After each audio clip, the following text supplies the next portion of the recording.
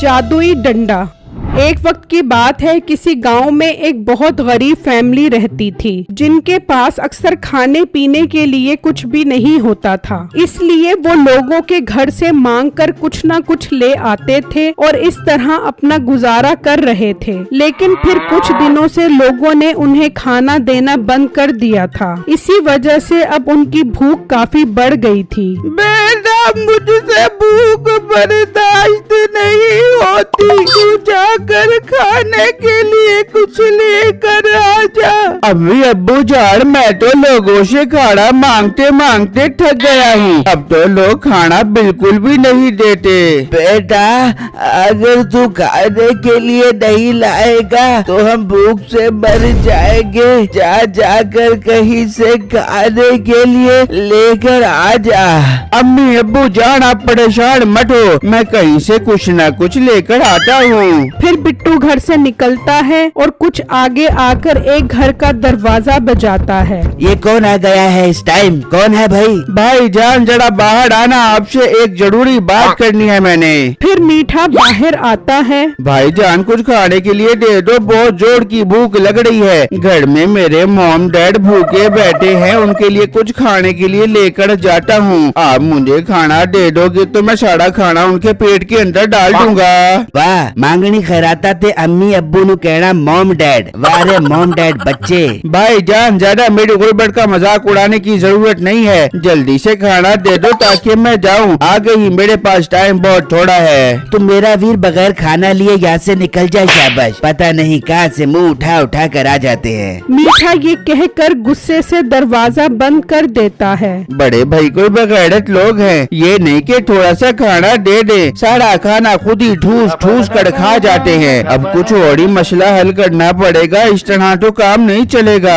फिर बिट्टू वहाँ से निकलता है तो उसे एक फ्रूट वाला नजर आता है। भाई जान, सेब क्या रुपए किलो दे रहे हो? भाई सिर्फ और सिर्फ 150 रुपए किलो दे रहा हो। 150 रुपए किलो? इतने सस्ते? ओ भाई, कोई अच्छी नस्ल का फल दिखाओ, 1500 रुपए किलो वाला दिखाओ। इतने सस्ते फ्रूट खरीदना तो मैं अपनी तौहीन समझता हूँ। अरे वाह भाई, आप तो बहुत अमीर इंसान हो जो बाहर के मुल्क के इम्पोर्टेड फ्रूट खाते हो। जी, हम शाही खानदान से ताल्लुक रखते हैं और VIP किस्म के फ्रूट खाते हैं। पर भाई, हमारे पास तो यही फ्रूट है 150 रुपए किलो वाले। आपको अच्छे नस्ल का फ्रूट शहर से मिलेगा। यार अब शहर कौन जाए, चलो तुम ही मुझे ये फ्रूट दे दो। फिर दुकानदार उसे फल पैक कर देता है। लाओ भाई, 150 रुपए दो। ओ यार शिट, मैं तो बटुआ घर पर ही भूल कर आ गया हूँ। तुम मुझे फ्रूट ले जाने दो, मैं थोड़ी देर तक आकर तुम्हें पैसे दे देता हूँ। कोई उधार नहीं है, अभी पैसे दो, अभी दो पैसे।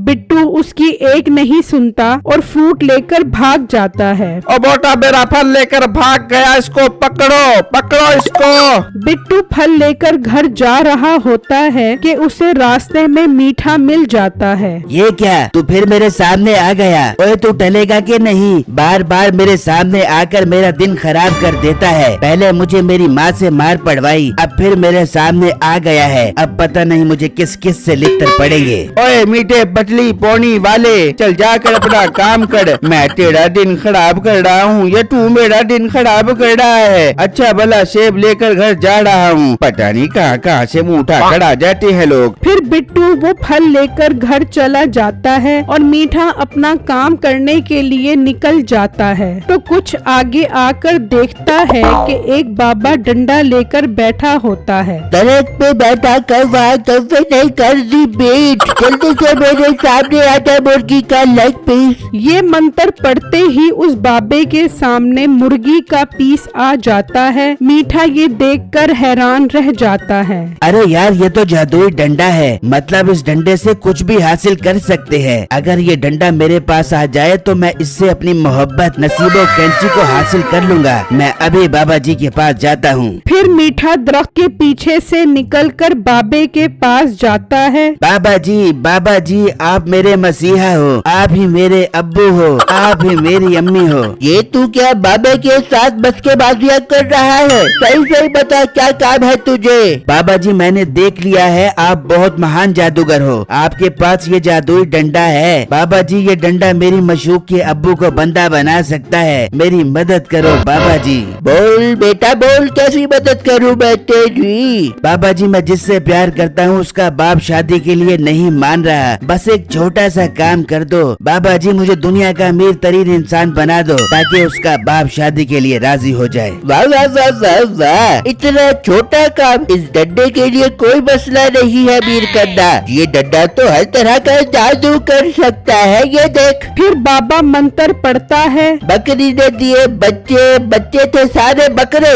ऐ जादुई डंडे छेद कर दे इसके कपड़े। ये मंत्र पढ़ते ही मीठे के कपड़े तब्दील हो जाते हैं। ओ बाबा जी ये आपने मुझे कैसे कपड़े पहना दिए हैं, इन्हें तब्दील कर लो वरना मेरी नाक कट जाएगी। ओ बेटा मैंने तुझे दिखाने के लिए जादू किया है ताकि तुझे पता लग जाए कि ये डंडा कितना नायाब है। फिर बाबा जादू करके मीठे के कपड़े वापस तब्दील करते हैं और मीठा उसकी मिन्नत करने लग जाता है कि वो उसे ये डंडा एक दिन के लिए दे दें। ठीक है मैं तुझे एक दिन के लिए डंडा देता हूँ, लेकिन मुझे कल शाम तक वापस कर दी। ठीक है मेरे प्यारे बाबा जानी, मैं वादा करता हूँ आपको शाम तक ये डंडा वापस कर दूंगा। फिर मीठा उस बाबा जी से वो जादुई डंडा ले लेता है और वापस चला जाता है और एक जगह बैठकर आते जाते लोगों को तंग करता है। ओ आंटी आपके पीछे लोमड़ी की दुम लगी हुई है। बगैर झूठ बोलता है, मेरे पीछे तुम कहाँ से आ गई? अच्छा यकीन नहीं आ रहा तो ये देखो, पैसे जो उधार लेता है वो हो जाता है गुम। ऐ जादुई डंडे जल्दी से लगा दे इस आंटी के पीछे लोमड़ी की दुम। ये मंत्र पढ़ते ही उसके पीछे दुम लग जाती है। मैं लोमड़ी बन गई, मैं लोमड़ी बन के बच्चों छम छम नाचू, बच्चों छम छम नाचू। फिर एक आदमी आता है तो मीठा जादू करके उसके कपड़े उतार देता है और इस तरह लोगों को तंग करते हैं। काफी टाइम गुजर जाता है तो बिट्टू का गुजर वहाँ से होता है। ओए मोटे कहाँ लोगों से भीख मांगने जा रहा है? और मीठे अपने काम से काम रख, मुझे तंग परेशान मत किया कर। अच्छा मीठे साहब के आगे जबान चलाता है, तुझे मैं अभी बताता हूँ। मैं घर से बाहर निकला तो खुला रह गया गेट। ऐ जादुई डंडे लगा दे इस मोटे का बहुत बड़ा पेट। ये जादू करते ही बिट्टू का पेट बहुत बड़ा हो जाता है। मीठे भाई ये तुमने मेरे पेट के साथ क्या कर दिया है? मेरा पेट ठीक करो, पहले ही मेरे घर में खाने के वांडे हैं। मैं इस मोटे पेट में कोड़मे की डेगे कहाँ से डालूंगा? अब अकल आई तुझे? बड़ा मेरे साथ बदतमीजी कर रहा था। ये देख मैं बाबा जी से जादुई डंडा लेकर आया हूँ, अब मैं जो मर्जी चाहे करूँ, मुझे कोई नहीं रोक सकता। मैं भी बाबा जी के पास जाता हूँ, इन्हें बताता हूँ कि तुम लोगों को तंग कर रहे हो। हाँ जा जो मर्जी कर। फिर बिट्टू गुस्से में वहाँ से चला जाता है और बाबा जी के पास आकर उन्हें सारी बातें बताता है। मगर वो मुझसे तो जादुई डंडा ये कहकर लेकर गया था कि मैं अमीर होकर एक दिन में वापस कर दूंगा। बहुत अच्छी बात है बाबा जी, उसने कहा और आपने जादुई डंडा उसके हाथ में पकड़ा दिया। अब उसका कुछ मसला हल करो वरना वो लोगों को बंदर बना कर मार देगा।